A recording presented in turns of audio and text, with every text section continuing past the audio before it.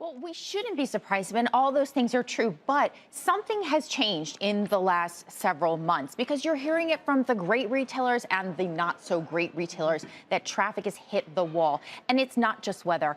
And I think also you have to look at the tourism piece of the puzzle. We have to question how much was that actually responsible for driving growth at a lot of these retailers. You mean especially Macy's flagship store in Herald Square, all the people from Europe who now, by the way, are having to pay a lot more because their euro goes less. That's what you're talking about. Exactly. So all those things that you said are true. Then you pile on the tourism. Then you pile on all these retailers are chasing the same dream, off-price, beauty, and it's all looking the sameness out there. So, Jen, I used to call it the home and car indicator. I guess I should call it the home, car, and phone indicator. Is it garbage or is there something there? No, that's what's happening. And we just mentioned the European is not coming to spend, but neither are the Chinese, neither are the Russians, neither are the Brazilians. The upper end luxury business is very slow. Some of the people have just recently raised their estimates on holiday spending, but nobody's raising it on apparel. So when I'm going to push back on you, Jan, as much as I like you, because I hear what you're saying, and maybe in Beverly Hills or Manhattan, that falls. But if you're some mid-level retailer of teen apparel in Iowa, you're not getting the Brazilian money anyway, but you're still down. So something is happening there, too. Well, that's right. What I was saying is what we're seeing at the top end is the luxury spend is not happening because we're not getting the tourist traffic. At the lower end, it's just what Stacy was talking about. We're seeing all this business go online, and that's really diffusing the spending. And we're seeing all this money go into things other than apparel because apparel's down 3% deflation. If you're down 3% deflation, you're selling 5% more stuff. You're still only up 2%.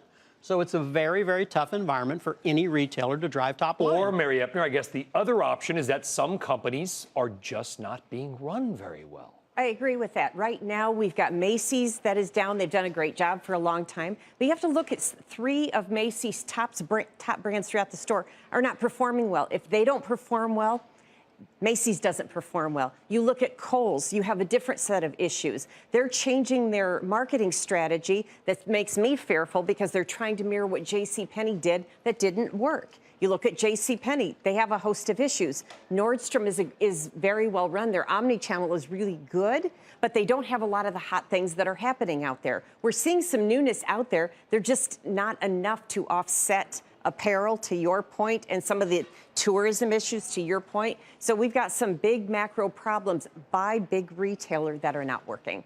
I would also point out, everybody loves to say the word omni-channel and talk about how wonderful that is. I still don't even know what it means, to be honest with you. It has something to do with the internet.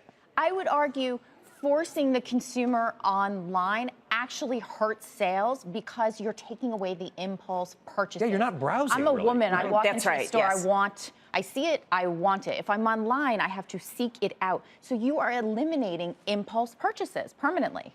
Well, that's why traffic's been down every quarter for the last 3 years, and conversion in the store has been up. If you go to the store, you buy. The bad news is you don't go to the store.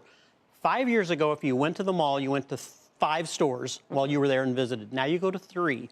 Why? Because you've already looked on your phone and gone, I want that, I want that, I want that, and you go and buy it. So that is a big problem for traffic. And what you're saying, if you guys are all right, that's not changing. Cell phone bills aren't going away. Correct. The internet's not going away.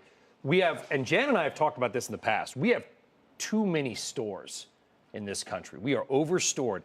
What sounds like you guys are saying is, this could be a long-term secular bad news trend for some of these And companies. we've also got new competition coming into the market at the same time that we've all discussed. Retail needs to go on a diet, and it's just getting started. It needs to lose a ton more weight, and at the same time, you've got Primark and H&M and Zara and all these other brands coming in and adding insult to injury, cheaper, better, quicker, faster. But it's not going to lose weight when, to continue that analogy, there's 5 restaurants all on one block, and they're killing each other in pricing to attract the customer in. Bigger plates, less cost. It's a margin race to the bottom.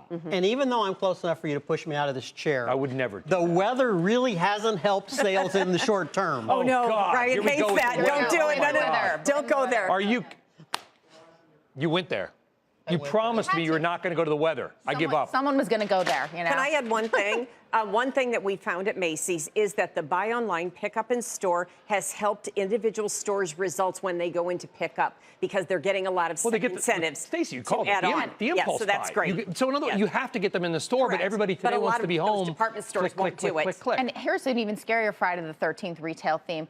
A lot of these companies haven't even started investing in true omni-channel or click and collect. That's right. Kohl's has just started. So you're talking about a decelerating top line, too heavy inventories causing markdowns. And by the way, hey, Walmart, we have to spend tons of money online. That's just okay. Listen, enough bad. Everyone's bad news now. You know, forget it. Like no one's ever going to shop again. Very quickly as we wrap up, let's go around the panel. Give us a good idea. A company or a trend that's doing well. Stacey. I would stick with TJX. And yes, the Nordstrom rack was soft today, but I look at the international piece of the puzzle that can become 25% of their business, and right now it's about 10. Massive opportunity. TJX, parent company of TJ Maxx and Home Goods. Mary. One big theme and one brand. One big theme, Star Wars. It's going to be explosive because it's both genders and it's all ages, something we haven't seen in over a decade. The second thing that I see coming back and doing very well is Coach. Coach? Whoa. Wow. Yes. Now, unrelated to Star Wars, I assume. Yes. I listen, I have to be Here's your new different, Sith bag. I'm going out on a limb here. Okay, Yes. Jan. That was a bold prediction. I'm going to go easier. How can you not own Nordstrom's, Macy's, and Costco when they're trading off? This is going to be... Because they may trade more off? But they're not. They could keep going down? They're the two best omnichannel retailers in the country, no matter what you think of omnichannel. Yes. Nordstrom's and Macy's. They're going to get it right, and they're trading down at levels like they're going out of business.